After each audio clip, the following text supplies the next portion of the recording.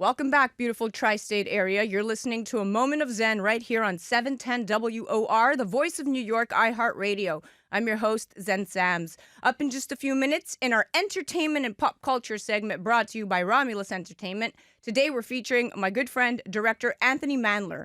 You may have seen some of his most popular music videos, exceptional ones at that, from Rihanna, the Jonas Brothers, the Killers, that's just to name a few. Now, today we're chatting the film Surrounded. Surrounded features the impressive talents of both Letitia Wright and Jamie Bell. 5 years after the end of the Civil War, a former soldier disguises herself as a man while traveling west to lay claim on a gold mine.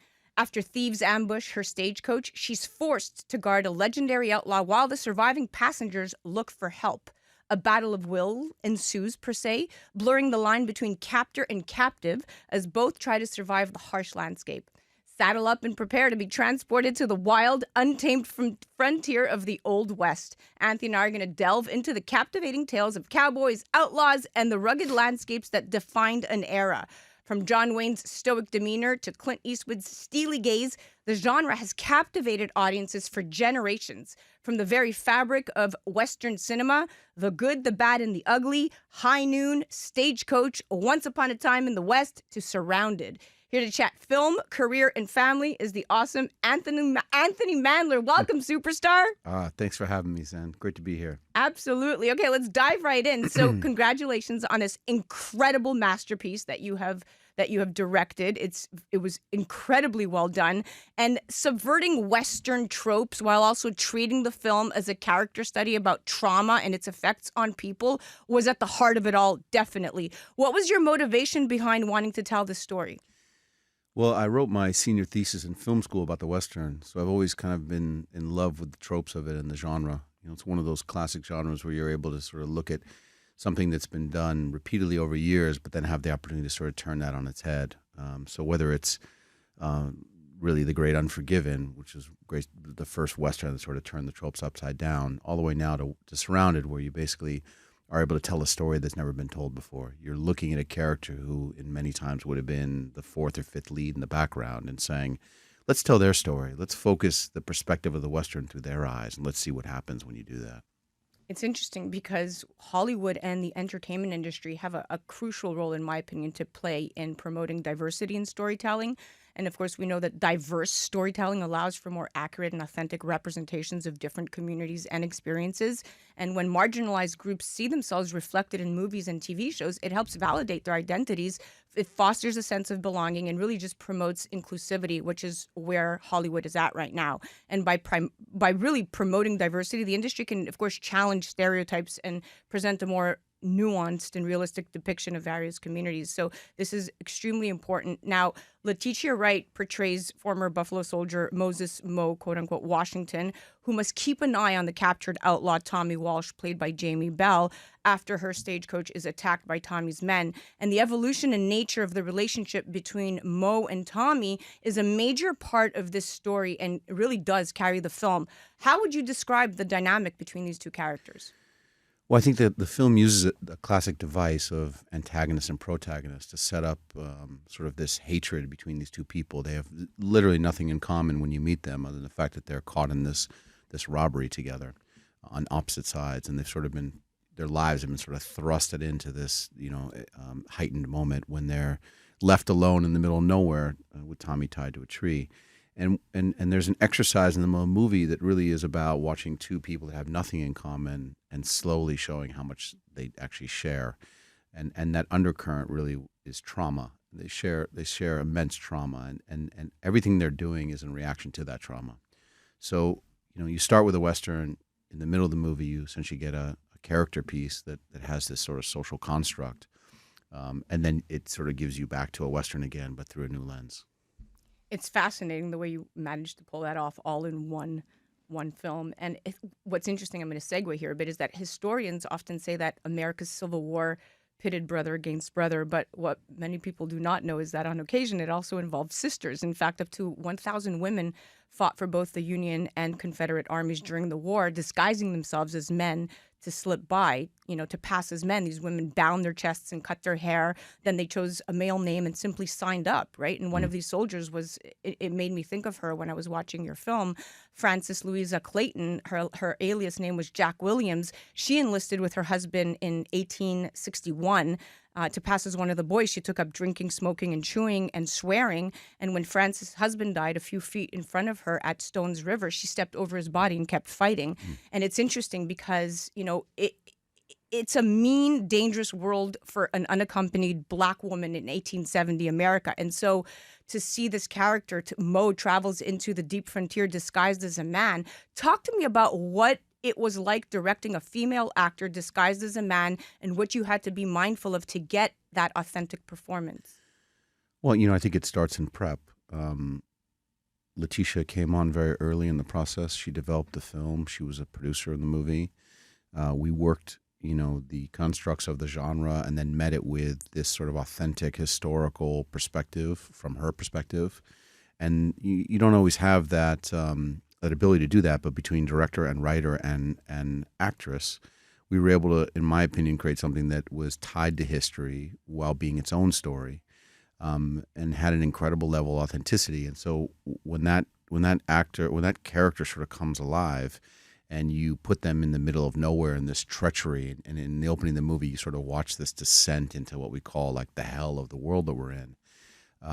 You realize how dangerous it really is. When the idea with the camera was it was always supposed to be close to her, near her, in her perspective. There's shots where, traditional framing is thrown out and the characters' faces are cut, but you're always in her eyes.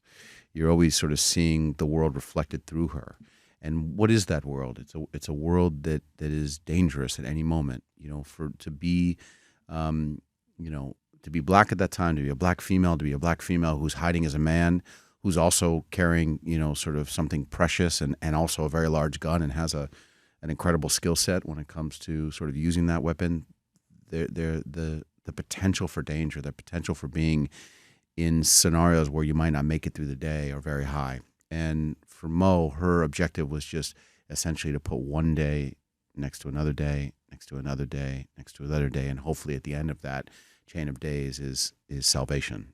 Safety is a promised land, and that sort of biblical sort of construct of the search for the promised land is really at the core of her character. Yeah, it kind of feels like many of the challenges that women are faced with today in even communities. But it's interesting how you manage to finesse such a tough depiction into something so. I mean, her feminine side came out just as much as the masculine side, which was not an easy feat. Now, what were some of the biggest challenges you faced directing this Western? Well, just one more comment on what you just said. I think when you look at Tommy Walsh's character, he's essentially a man who has incredible entitlement, right? There's a privilege to his whiteness and his masculinity, but he too is carrying incredible trauma from childhood. So, his path is to sort of like scorch and burn the earth and get back at everybody to make himself feel better. And his entitlement and privilege as a white male is that he could never be controlled by a Black person or even a Black female in that right. So when these two characters sort of like level up at this tree, over time you just start to see them sort of come off their high horses and sort of like see each other for who they are, deeper beyond the actions they've done or the way they're hiding to what is really underneath. Making a Western is definitely the most difficult genre. You accept that you're going to make this in the middle of nowhere, far away from society in today's sort of terms. You've got to get away from cities. You're working with nature, horses, single fire weapons. The feeling of certainly this movie was the harshness of the landscape. Surrounded, sort of one of the definitions of surrounded to me is that our characters are sort of surrounded by nothingness. So I basically marched the whole film 2 hours north of Santa Fe to a place called Ghost Ranch where no one had ever really made a movie. Actually, it's where George O'Keeffe painted every day. So you have these remarkable landscapes that are surrounding you. And, we found a place where we could, look almost 360 degrees and you just were enthralled by what was around you. But there was a sense of grandness and almost you felt really small around it. You felt really alone. And that sort of is another theme in the movie, how we find each other in this vastness. Yes, so many beautiful overlapping themes with where we're faced, with the struggles that we're faced as humanity is progressing into so many different directions that we can't even make sense of it all sometimes. This film definitely hit close to home, I think, emotionally for a lot of people. How did you work with the cinematographer to create visually stunning and iconic shots for the film? I was privileged to work with Max Goldman, who's a longtime collaborator of mine in the short form. This is the first film we've made together. We have a shorthand, I think, in our styles and what we're after. I think we're both, in love with classic cinema, and certainly the tropes of the Western are these grand vistas and anamorphic lenses and the sort of tension of cutting and the stillness that is felt by the immediacy of life and death. Oftentimes two people stand across one another, and in a split second they pull and they shoot, and there's this sort of built-in tension to the language that really was created by John Ford. And so, kind of looking at that language and figuring out a way to sort of modernize it for this film, we took an approach of that we were going to basically ask the actors if they could go off book for 4 or 5 pages at a time, and I sort of embracing this almost like this theater out in the middle of nowhere. And so what's difficult about that from a cinematography perspective is that basically, you've got to light in a way that the camera can sort of discover and move around. Luckily, we had winter light, which is really low on the horizon, and we embraced backlight, side light, front light, all in the same sequences. We were fortunate enough to have a really beautiful set of vintage anamorphic lenses and incredible weather and incredible actors, and I think the rest is sort of is up there, and you see it. You did a great job. You had a great cast, great crew. What do you hope audiences will take away from watching Surrounded? And more importantly, what did this film mean for your family? Well, I mean, first and foremost, you want to entertain. You want people to feel like they're on a ride. But I think within that ride, there's some incredible lessons about the things that actually bring us together and make us similar, even in harsh moments when we really appear to share nothing. And often this concept that you can really learn the most about yourself from someone you never expected. And then that shared destiny is sometimes not what you expect it to be. Making a film is very difficult, for many reasons. I think it's, I have a wife and 2 young kids. It's hard because you're gone for a long period of time. But I think that, my legacy, my journey as an artist is dependent on creating. And so there's I think a shared, understanding in the process.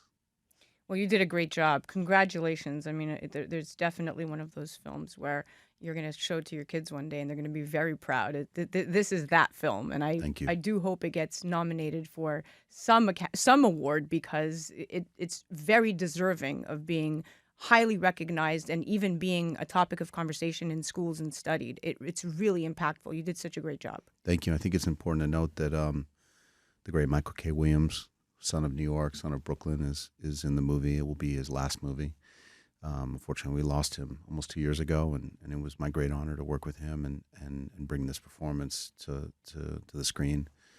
He was a remarkable human being, and as you know him from The Wire and from Boardwalk Empire and so many movies, he embodies a certain character in a very complex way, and his process as an artist was just brilliant to watch. And so we miss him dearly, and so thankful to have this movie. But if you love Michael, he certainly has a incredible role in this film, and definitely turns the movie upside down. Absolutely. Anthony, thank you so much for joining us. It was a pleasure having you in. Thank you, Zen. Thank you. Absolutely. Guys, listen, diversity in storytelling is not only a social imperative, but also a smart business decision. The global market for entertainment is increasingly diverse, and diverse stories have demonstrated their commercial success time and time again. Movies and TV shows with diverse casts and narratives have garnered critical acclaim and achieved significant box office success, indicating that diverse storytelling is not only artistically important, but also financially very, very rewarding. And of course, in recent years, there have been efforts to increase diversity in Hollywood, such as the push for more inclusive casting, diverse storytelling initiatives, and the recognition of underrepresented talent through awards and festivals. However, there's still so much work that needs to be done to ensure that diversity becomes the norm rather than the exception. It requires ongoing commitment from industry leaders, filmmakers, writers, and audiences to support and demand more diverse and inclusive storytelling in Hollywood and beyond. And that is exactly what this movie Surrounded did. That was our entertainment and pop culture segment brought to you by Romulus Entertainment. That was the awesome Anthony Mandler. Definitely check out the movie Surrounded. It's on digital everywhere. You can head directly on the gram and check out Anthony's page at Anthony Mandler. You're listening to A Moment of Zen right here on 710 WOR, the voice of New York, iHeartRadio. We'll be right back after this.